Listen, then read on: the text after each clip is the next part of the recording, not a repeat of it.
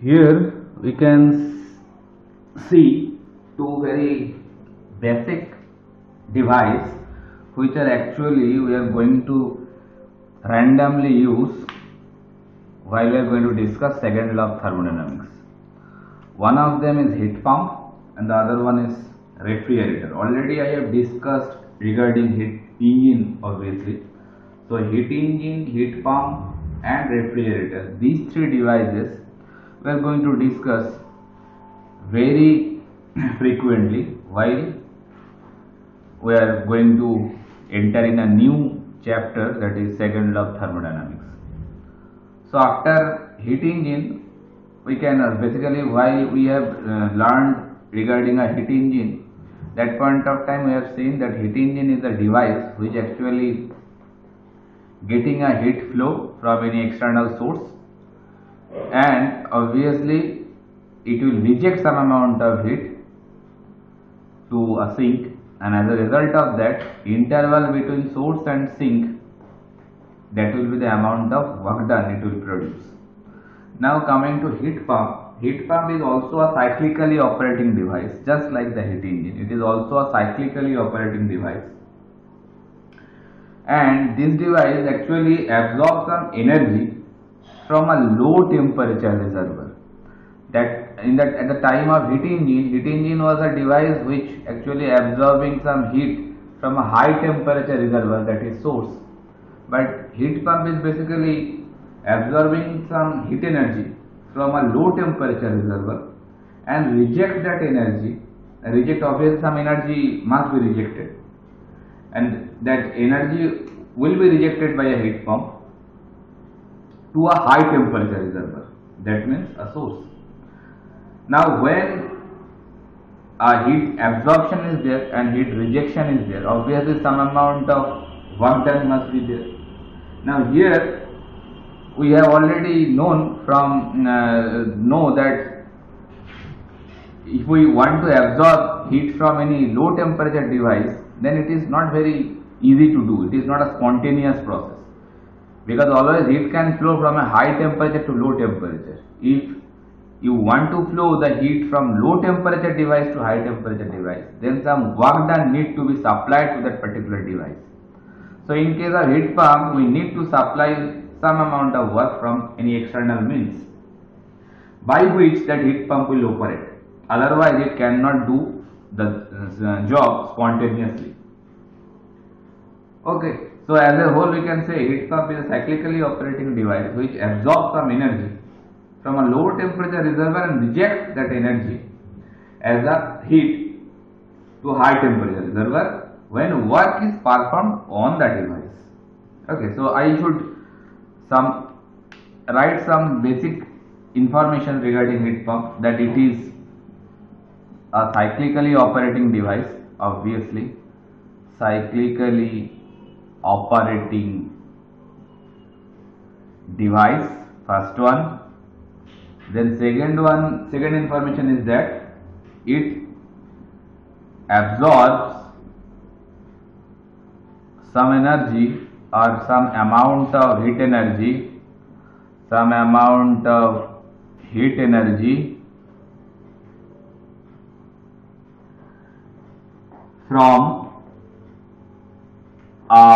low temperature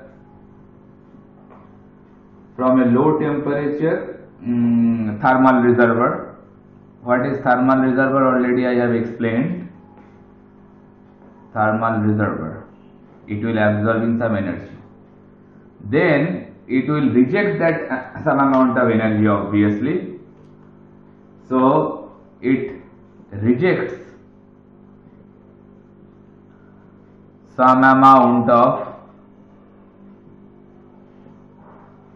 heat energy, obviously, to a high temperature thermal reservoir.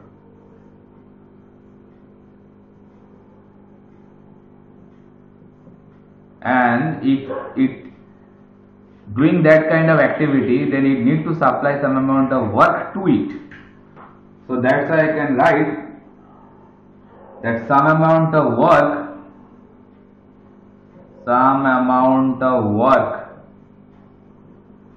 need to be done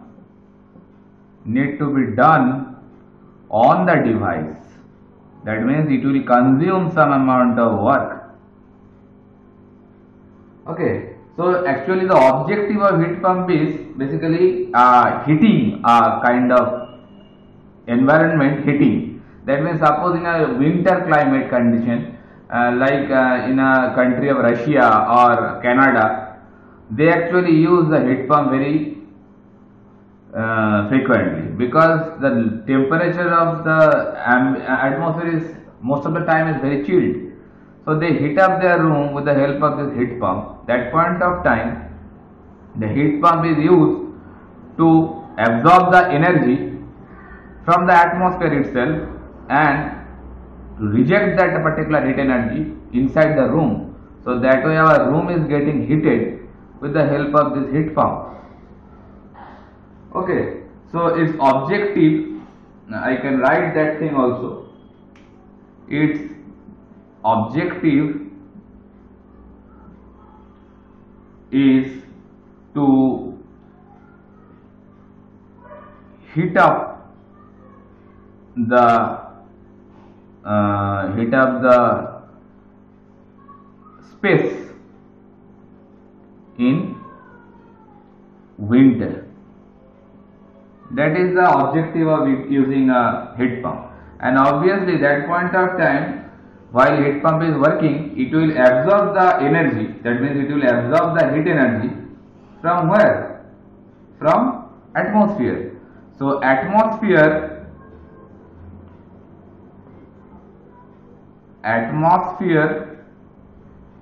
acts as a source, and basically from atmosphere it will absorbing some heat and it will be supplied, it will be supplied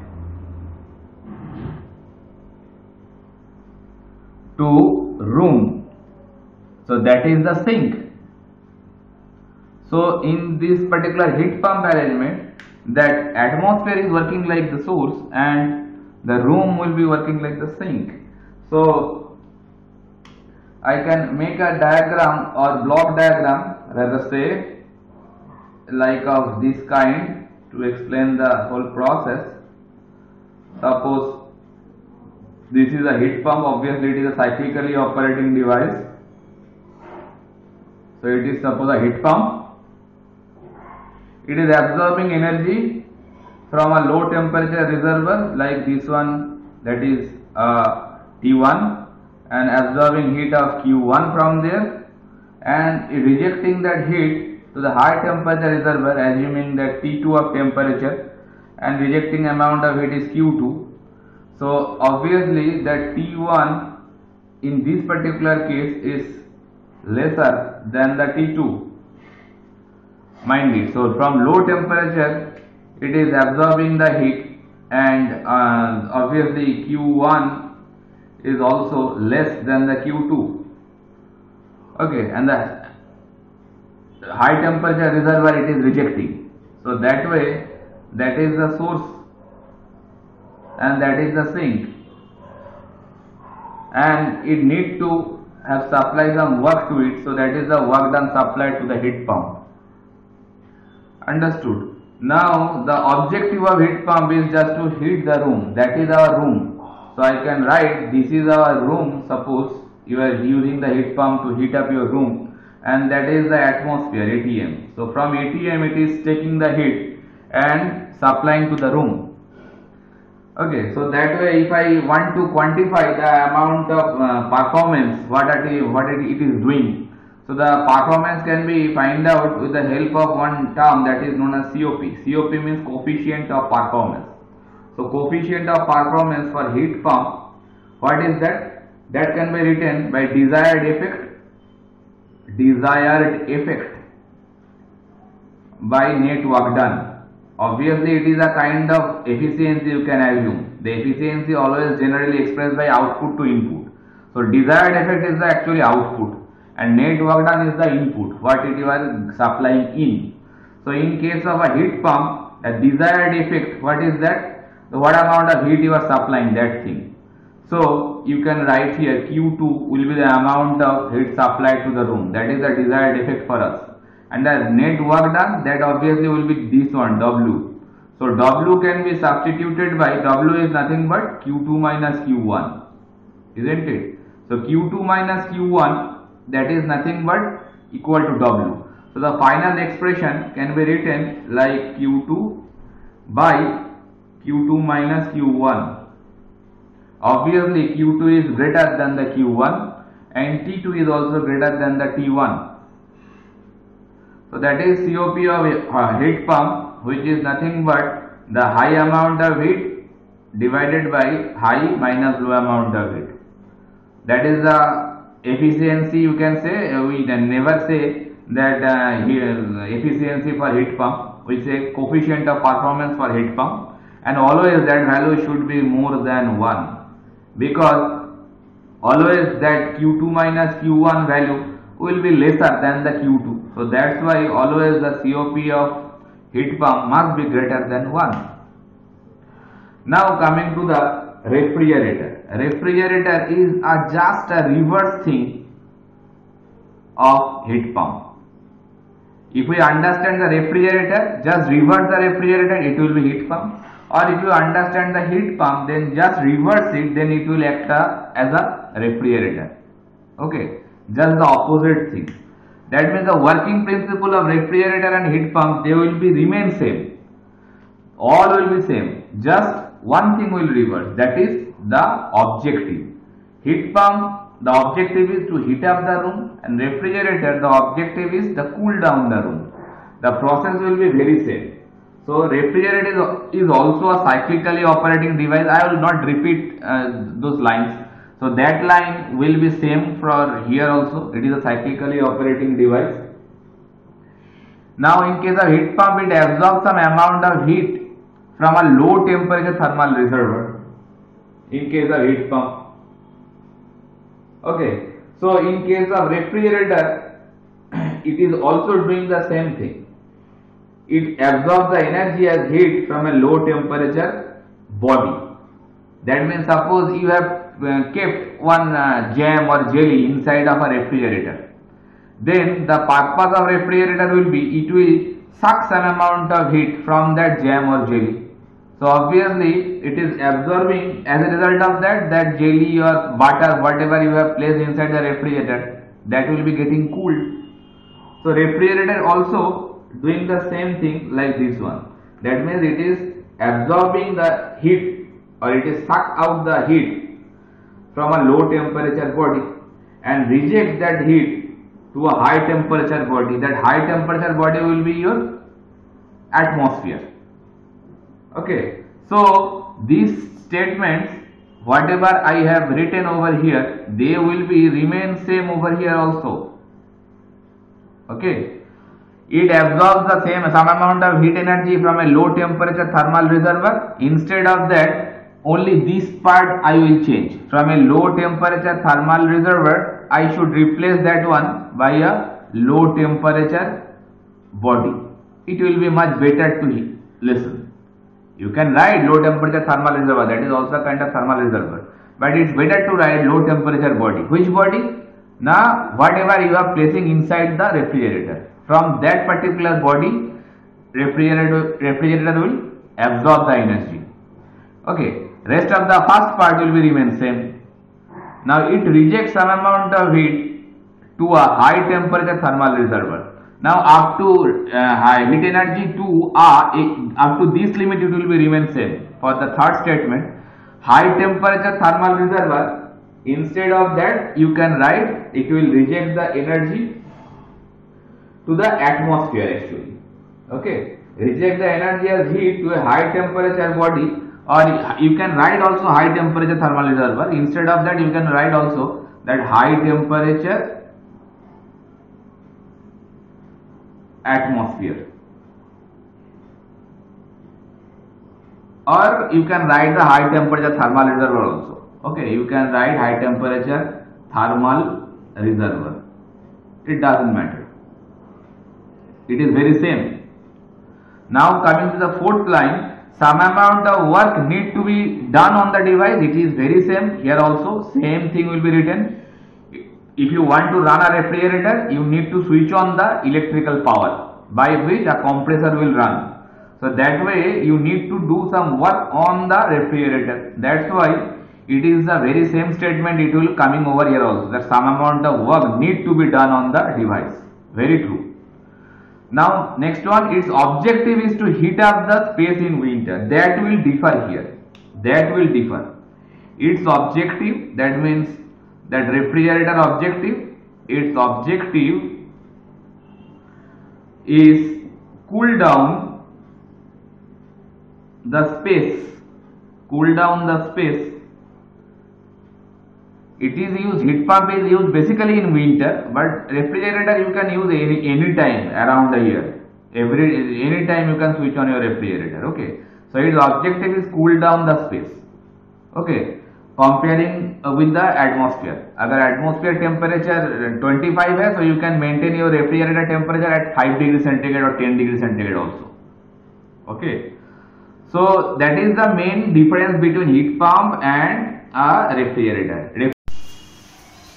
Now here we can see that in case of refrigerator, basically the objective of using a refrigerator is just to cool down a definite space.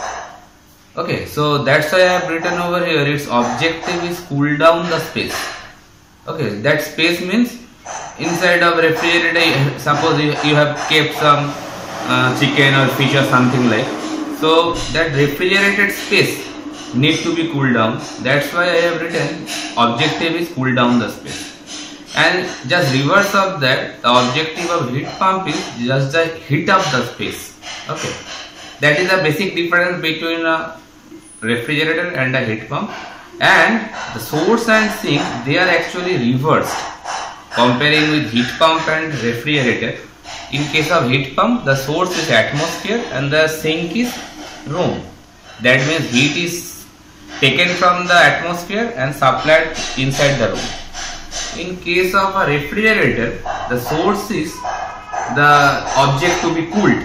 That's why I have written the source, the object to be cooled, like your chicken, fish, however you have kept inside the refrigerator. And the sink is the ambience of room. That means obviously you should keep your refrigerator inside of your room. So that way the room atmosphere or ambience of your room will be acting like the sink. If you keep the refrigerator outside of your room, that point of time atmosphere will act like a sink. Okay. So that way both of these things, source and sink, they will be just reversed in heat pump and refrigerator. As well as if you look at the block diagram of refrigerator, they are very same with the heat pump. This is the source, this is the sink. Heat work is done on the refrigerator. Q1 heat is absorbed, Q2 rejected, the same one. But in case of refrigerator, the objective is this one. This one is the refrigerated space. So the objective or the desired effect should be this one, Q1. How much amount of heat you are extracting from the object. That's why I have written COP of refrigerant is nothing but desired effect, that is Q1, by net work done to the refrigerator, that is Q2 minus Q1.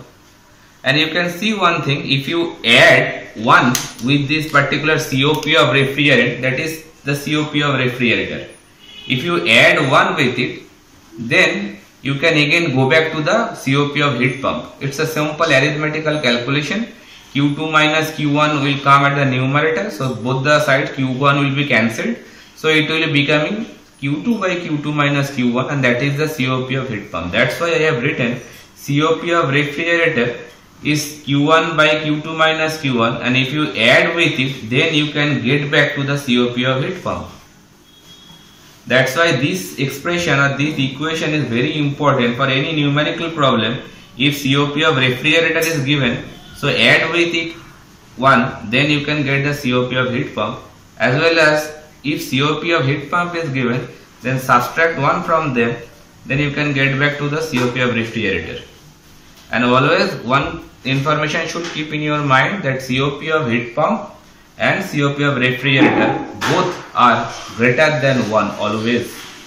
In case of heat engine, we have seen the efficiency of heat engine always will be less than 1. But in case of COP of heat pump and refrigerator, they always will be greater than 1.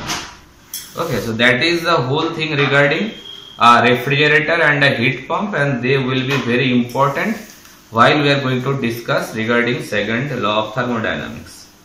Okay.